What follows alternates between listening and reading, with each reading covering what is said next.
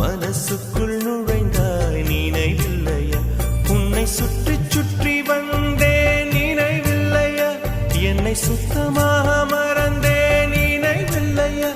அதை சொல்லத்தான் நினைக்கின்றேன், நான் சொல்லாமல் தவிர்க்கின்றேன்.